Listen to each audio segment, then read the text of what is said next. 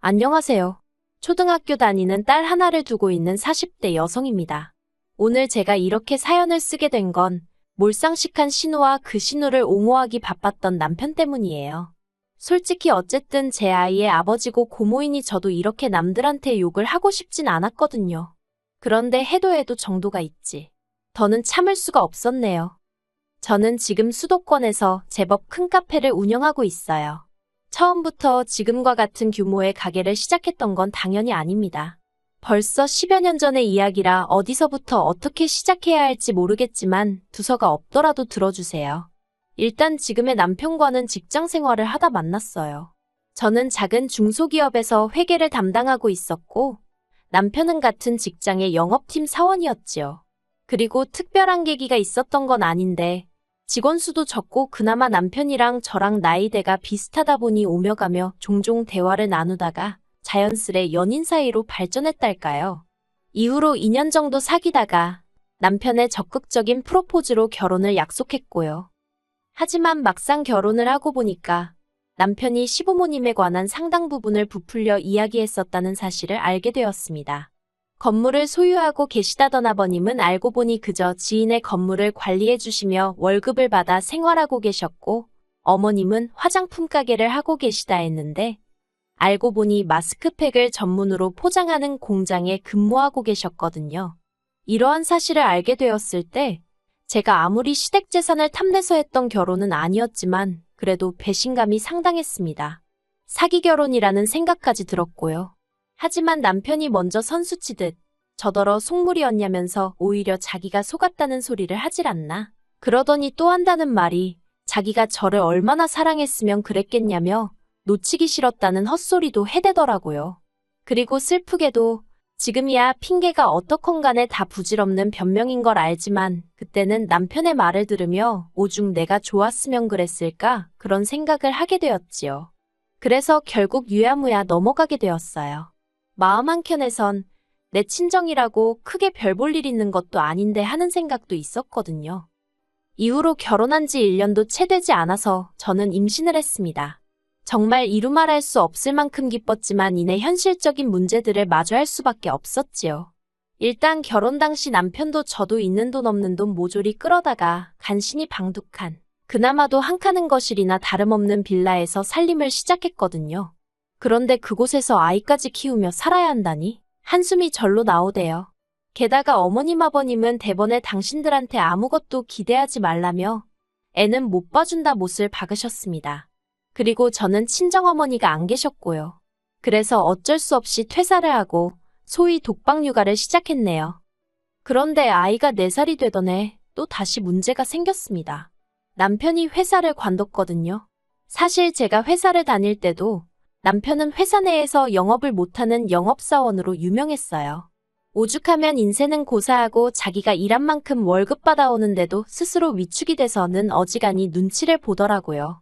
그리고 그런 와중에 상사가 바뀌었는데 전에 상사와 달리 남편한테 대놓고 사무실에서 핀잔을 주고 그랬던 모양이에요. 남편이 저더러 너무 괴롭다며 회사만 가면 숨이 막힌다고 난리였습니다. 지금 생각해보면 그게 공황장애였지 않았을까 싶어요. 아무튼 그래서 남편이 회사를 관뒀는데 힘들다는 사람한테 안 된다고 버티라고 할 수도 없었으니까 그냥 어쩔 수 없는 상황이었네요. 그래도 다행히 남편은 그렇게 무너지는 대신 바로 다른 길을 찾아 나서더라고요. 그리고 그렇게 찾은 곳은 남편의 지인이 운영하는 핸드폰 가게였습니다. 아무리 영업에 재능이 없어서 회사를 나오긴 했지만 평생 가져본 직업 또한 영업이었다 보니 다른 길은 시도는커녕 엄두도 안 내는 눈치였거든요. 솔직히 그런 남편의 모습이 안쓰럽기도 하고 한편으로는 답답하기도 하고 그런데 어머님 아버님이 저더러 하시는 말씀이 직장 관두고 술 먹고 폐인되는 사람들도 많다면서 저렇게 버텨주는 것만 해도 어디냐고 감사하게 생각하랍니다. 그리고는 덧붙이시기를 다른 집 여자들은 애 키우면서 돈도 벌어오고 하는데 외벌이 하느라 당신 아들은 죽어난다고 저에게 눈치까지 주셨지요. 차라리 저한테 지나가는 말이라도 너 참 속상하겠다 한마디 해주셨으면 저도 오히려 죄송하고 감사하게 생각했을 텐데 말이에요. 그래도 다행이라고 해야 할지 그 무렵 친정언니가 카페를 하고 있었거든요. 친정언니는 저에게는 어떻게 보면 돌아가신 친정엄마를 대신하는 존재나 다름이 없었어요. 때로는 저희 가장 친한 친구이기도 했고요. 그래서 속상하고 답답한 일이 있으면 친정언니한테 달려가 하소연도 하고 그랬지요. 그리고 이번에도 남편도 그렇고 어머님 때문에 답답한 마음을 털어놓았습니다. 그랬더니 친정언니가 이제 애도 좀 크고 했으니까 애는 어린이집에 보내고 그 시간 동안 자기 카페에 나와서 아르바이트라도 하랍니다. 그렇게 제 용돈이라도 벌면 숨통이 트이지 않겠냐고요. 마침 언니가 하는 카페는 저희 집에서 멀지도 않았고 그러니 더욱이 거절할 이유가 없었어요. 그래서 바로 이튿날부터 출근을 시작했습니다. 그리고 모처럼 사람들 틈에 뒤섞여 저도 일이라는 걸 아니 몸은 고단한데 정신은 오히려 깨어나는 듯했고 기분도 상쾌하더라고요. 그리고 친정언니의 권유로 저는 틈틈이 빵을 만드는 법도 배우기 시작했어요. 2년쯤 지났을 무렵에는 자신감도 생겨서 제가 만든 빵이라던가 케이크 등을 사진 찍어 인터넷에 종종 올리기도 했는데 그때마다 반응이 나쁘지가 않대요. 게다가 인생은 타이밍이라더니 친정언니가 형부 따라 3시간 먼 곳에 지방으로 이사를 해야 하는 상황이 되었어요.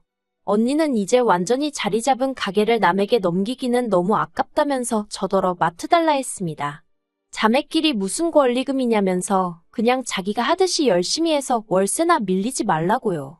그래도 언니가 그동안 한 고생이 있는데 싶어서 은행 대출 받아서 원래 보증금에 얼마 더 보태줬는데 남편이 이걸 알고 아주 생난리를 치더라고요.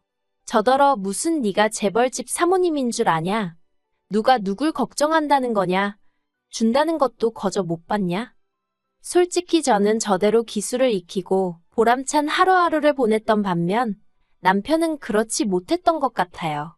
핸드폰 가게도 결국은 영업인데 그걸 잘 못하니 아무리 아는 사람이라곤 해도 결국 주인과 종업원이니까 남편에게 싫은 소리를 몇 번 했던 모양입니다. 그런데 남편은 또 관두면 어딜 가야 할지 모르겠다며 차마 관두지도 못하고 거길 꾸역꾸역 다니더라고요. 물론 저야 몇 번이나 남편에게 뭐가 됐든 기술을 배워보라고 설득도 해보고 화도 내봤지만 소용이 없었네요. 그리고 그런 시간들이 남편의 성격도 많이 바꾸어 놓았어요. 그래도 저는 긍정적이고 낙천적이고 주변 사람들도 챙기고 그랬는데 언젠가부터 부정적이고 자격지심에 한마디로 쫌생이가 되었더라니까요. 그리고 그 일을 계기로 남편과 제 사이는 이전보다 훨씬 멀어지게 되었습니다. 제가 가게의 규모를 키워갈수록 어쩐 일인지 저를 향한 남편의 불만 또한 하늘 높은 줄 모르고 치솟는 눈치였지요. 그럴 거면 내 돈을 쓰지나 말지. 언젠가부턴 생활비도 주다 안 주다 그러대요. 그래도 애 때문에 참고 살았습니다. 부모님 2분 중 1분만 계신 게 얼마나 큰 슬픔인지 누구보다 제 자신이 잘 알고 있었기에 애한테는 절대로 그 슬픔을 되물림하고 싶지 않았으니까요. 하지만 저도 사람인지라 정말이지 하루하루가 고역이었고 애만 아니면 차라리 가게에서 먹고 자는 게 속 편하겠다 싶었지요. 그렇게 부부지만 남보다도 못한 사이로 여기까지 왔네요. 그런데 그러나 중에 정말 생각지도 못한 이유로 남편과 이혼을 결심하게 되었습니다. 짧다면 짧고 길다면 길었던 시간 동안 남편과 이런저런 일을 겪으면서도 이혼만큼은 생각하지 않았는데 그런 어이없는 이유로 이렇게 될 줄은 정말로 몰랐네요. 발단은 신우였습니다. 남편과 사이가 안 좋아진 이후로 신우는 자기 말로는 저를 생각해서 그랬다지만 툭하면 연락해서 그래도 여자가 참아줘야 하지 않겠냐? 애를 봐서라도 네가 한 번 쪄줘라. 그런 소리를 해대기 일쑤였지요. 하지만 솔직히 매번 너무 듣기 싫었고 마음 같아선 형님이나 그러고 살라고 쏘아붙이고 싶었는데 그나마 신우네랑 저희 집이랑 거리가 멀었거든요. 자주 안 보니까 그걸 위안 삼아서 대충 내내 하고 말았어요. 그런데 그 신우가 저희 집 근처로 이사를 왔습니다. 그리고 그게 화근이었어요. 이사 오고 얼마 지나지 않아서부터 신우는 걸핏하면 애 학교 가고 나면 자기가 할 일이 없다면서 저에게 자기를 아르바이트로 써달라고 부탁 아닌 부탁을 해오기 시작했습니다. 그리고 저 또한 신우의 그 답답한 마음을 모르는 바가 아니었기 때문에 마음 같아선 안 된다고 딱 잘라 말하고 싶었지만 차마 거절하기가 어렵더라고요. 그래서 하루에 4시간씩도 괜찮냐 하니까 흔쾌히 좋다 하길래 그러면 나오라 했어요. 그런데 문제는 신우가 막상 출근해서는 뭘 배우려는 의지도 없고 말 그대로 시간만 때우다 가려는 게 눈에 보였다는 거예요. 그리고 제 입장에선 어쨌든 제 사업장인데 그런 신우의 태도가 탐탁치 않았지요. 하지만 저를 더 화나게 한 건 신우가 돈통에 손을 대더라고요. 처음엔 눈치채지 못했습니다. 솔직히 말하면 제가 사장이긴 했어도 새벽부터 나가서 빵 굽고 장사하고 마감까지 하다 보니 정산을 못하는 날들이 많았거든요. 그리고 신우가 일을 시작하고 얼마 지나지 않아 돈이 1, 2만 원 비는 적이 몇 번 있었는데 그때도 그냥 내가 뭘 빼먹었나 보다 생각했지. 설마 신우고 다른 아르바이트생이고 가게 돈통에 손을 댈 거라곤 상상도 못했지요. 그런데 그 사실을 알게 된 건 아르바이트생 중 한 명이 관두면서 저에게 귀뜸을 해주더라고요. 사장님 가족이라서 자기가 말할까 말까 몇 번이나 망설였는데 그래도 알아야 할 것 같다면서 그리고는 자기 나름대로 증거라고 찾아놓은 것들을 저에게 건네주는데 정말 어이가 없었습니다. 밑장빼기라고 해야 하나 가끔 나이 많은 손님들은 카운터에서 계산 안 하시고 자리에서 계산해달라고 하시는 분들이 있거든요. 그럼 그분들건 슬쩍 자기가 챙기기도 하고 빵 2개 팔고 하나 팔았다고 하곤 남은 돈 챙기고 가랑비에 옷 젖는 줄 모른다는 말처럼 1, 2만 원이라고 안일하게 넘겼던 제가 문제였습니다. 떠나는 아르바이트생이 건네준 자료만 치더라도 신우가 가져간 돈은 100만 원 가까이 되었거든요. 도저히 그냥 넘어갈 문제가 아니라고 생각했지만 그렇다고 남편이나 어머님 아버님이 알게 하고 싶지는 않았어요. 어쨌든 신우도 자기 나름대로 체면도 있고 자존심도 있을 테니 같은 여자이자 애 키우는 엄마로서 그건 지켜주고 싶었달까요. 그리고 혹시나 말 못할 사연이라도 있는 거면 차라리 내가 도와주자라는 생각도 했습니다. 그래서 신우에게 할이야기가 있다고 출근 전에 밖에서 잠깐 만나자고 했지요. 그렇게 만난 신우에게 저는 단도직입적으로 돈통에서 왜 돈을 가져갔냐고 물었습니다. 가족 간의 일을 크게 만들고 싶은 생각도 없고 돈 내놓으라고 하지도 않을 테니 이유나 들어보자고요. 그랬는데 신우는 아주 부들부들 떨면서 자기를 뭘로 보고 그런 말을 하냐면서 당장이라도 저를 잡아먹을 듯 노려보는 게 아니겠어요? 어이가 없고 안 되겠다 싶어서 아르바이트생으로부터 받은 자료들을 신우 눈앞에 꺼내놨습니다. 그랬더니 신우가 다 모함이라면서 그 아르바이트생이 미친 X라고 욕을 하는 게 아니겠어요. 어찌나 완강히 부정을 하던지 저도 더는 추궁하지 못하고 일단 알겠다 했습니다. 그리고 저는 다른 직원들 누구에도 말하지 않고 카페 내 보안을 좀 더 강화했습니다. 물론 평소에 가게 일에 관심이 많고 성실하던 직원들은 금세 변화를 눈치챈 듯 했지만 아니나 다를까 매사 건성건성이던 신우는 아무것도 모르는 것 같더라고요. 그리고 덕분에 신우는 결국 꼬리가 잡혔습니다. 다른 아르바이트생과 교대하는 과정에서 5만 원짜리 2장을 주머니에 넣는 게 포착이 되었으니까요. 그리고 저는 이미 한 번 기회를 줬는데도 불구하고 적반하장으로 나오는 신우를 더는 봐주면 안 되겠다 싶어서 신우뿐만 아니라 어머님 아버님 그리고 남편에게까지 사실을 알렸어요. 그랬더니 당연히 집안은 난리가 났습니다. 신우는 저더러 자기 인생을 망쳐놨다는 헛소리를 해댔고 어머님 아버님의 막말도 보통이 아니었지요. 누구 하나 미안하다 하는 사람이 없었습니다. 게다가 남편이 하는 말은 가관도 아니었어요. 자기를 무시하는 것도 부족해서 자기 누나까지 깔아뭉개냐면서 저더러 네가 돈을 벌면 얼마나 번다고 유세냐고 재수 없답니다. 그리고 신우가 그러는데 어떻게 가족끼리 시급을 12,000원밖에 안 주냐면서 그래도 한 3만 원은 받아야 된다며 짜증을 냈다는 거예요. 어이가 없어서 신우가 뭘 할 줄 안다고 다른 아르바이트생들의 세배를 받아야 하냐 물었습니다. 그랬더니 자기 누나는 대학을 나왔다나요? 순간 제 귀를 의심했습니다.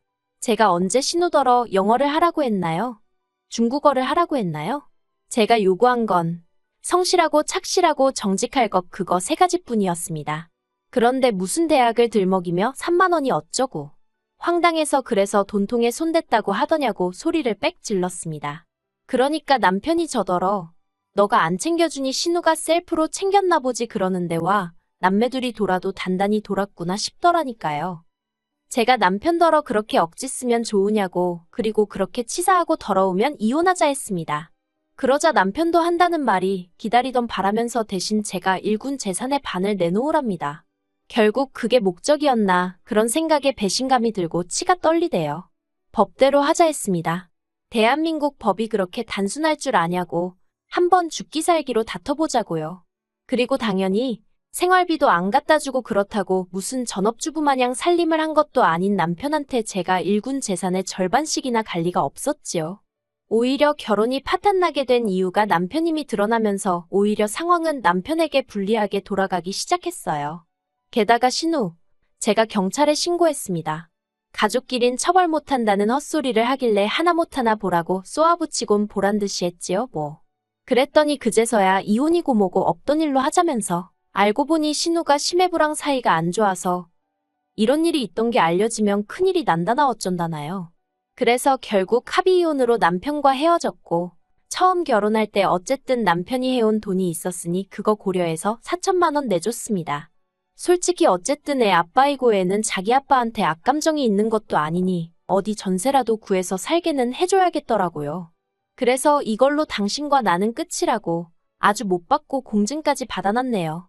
그리고 신우는 자기가 훔쳐간 돈 2배를 어디서 마련해와서는 제 앞에서 싹싹 빌더라고요.